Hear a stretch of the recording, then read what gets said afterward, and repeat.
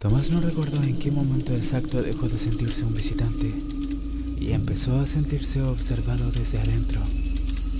Ya no era solo la gente, era el pueblo completo, como si respirara distinto cuando caía la noche. Al principio pensó que era el cansancio, pero después empezó a notar los detalles, los vacíos, las ausencias, como los perros. No había ninguno, ni uno solo. En un pueblo así era imposible. Ni ladridos lejanos, ni cadenas arrastrándose, ni huellas. Nada. Se lo mencionó una mujer una tarde, fingiendo curiosidad casual. Es tranquilo aquí, no hay perros. La mujer lo miró apenas un segundo más de lo normal. No los necesitamos. ¿Nunca han tenido? Hubo silencio. Luego una sonrisa corta.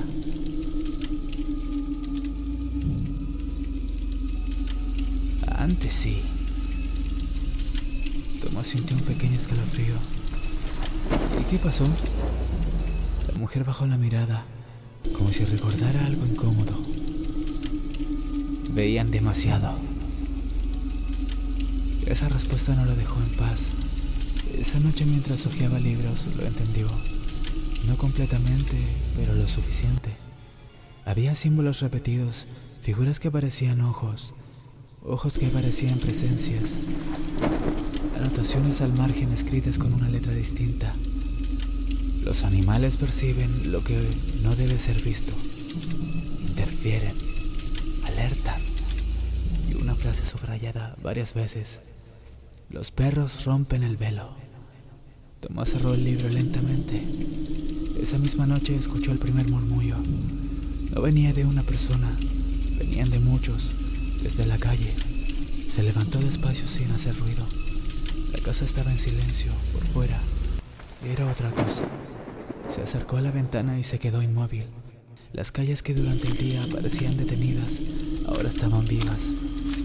No con movimientos claros, sino que con presencias y sombras, figuras quietas, agrupadas y voces bajas. Como si nadie quisiera ser escuchada, pero todos necesitaban hablar. ¿Dónde está? Lo tenía. Ya no queda tiempo. Tiene que encontrarlo. Tiene que abrirlos. Tomás sintió un nudo en el estómago. No hablaban de él. No hablaban con él. Hablaban entre ellos, pero sobre él. Con los días entendió el patrón. De día el pueblo actuaba con sonrisas y preguntas, rutinas, pero todo era superficial, controlado, como una obra ensayada. Nadie hablaba de más, nadie decía lo importante. Las miradas hacían el trabajo. Pero de noche era otra historia. Las calles se llenaban, no de gente caminando, sino de gente esperando, como si todos compartieran un mismo insomnio, un mismo miedo o una misma urgencia. Tomás comenzó a escuchar con más atención y a quedarse en silencio, a aprender el ritmo de esos murmullos. El padre no alcanzó, pero él sí puede. Ya empezó. El agua lo llamó. Los libros lo reconocieron. Su respiración se volvió más pesada. No era paranoia, era certeza. Una noche decidió salir. No lo pensó demasiado. Solo abrió la puerta y caminó. El murmullo se detuvo de golpe, como si alguien hubiera apagado un interruptor. Las figuras no se movieron, pero ahora lo miraban, todas. Tomás avanzó un paso. ¿Qué quieren de mí? Nadie respondió, pero el murmullo volvió más bajo y más cerca. Que recuerde, que entienda, que termine, que abra y nos dé. Tomás sintió algo distinto en ese momento. No fue miedo, fue claridad. Como si los libros estuvieran haciendo el efecto, como si su mente comenzara a unir piezas que antes no existían. Miró alrededor las mismas caras, repetidas y multiplicadas, pero ahora ya no le parecían iguales, eran fragmentos, intentos y versiones incompletas de algo mayor. Volvió a su casa sin decir nada, cerró la puerta y se apoyó contra ella, y respiró hondo. Ahora entendía que no habían perros porque algo en ese pueblo no debía ser visto sin filtro, y los perros no sabían mentirse. Esa noche abrió uno de los libros esa vez. Las páginas parecían más claras y más cercanas, como si estuvieran esperando. Y allí afuera los murmullos continuaban, más urgentes y desesperados. ¿Dónde está? ¿Cuándo lo hará? Ya no queda tiempo. No queda. Tomás levantó la mirada y sus ojos ya no eran los mismos. Y por primera vez se preguntó algo distinto. No fue que quieran de mí, sino... ¿Y qué pasa si no lo consigo? ¿Y qué pasa si nadie debería conseguirlo? Las noches se volvieron más pesadas y los murmullos ya no eran lejanos. Ahora parecían pegarse a las paredes, filtrarse por las rendijas y arrastrarse por el suelo. Ya no queda tiempo. Tiene que hacerlo. El mar está esperando. Siempre ha estado esperando. Tomás dejó de dormir. Los libros estaban abiertos frente a él, página tras página. Ya no eran símbolos incomprensibles, ahora los entendía, demasiado. No hablaban solo de poder, hablaban de algo más antiguo, algo que no pertenecía al pueblo, ni siquiera a las personas, algo que estaba debajo, esperándolo. Esa noche el sonido llegó. Primero fue leve, un golpe profundo lejano, como si algo gigantesco se moviera bajo el agua.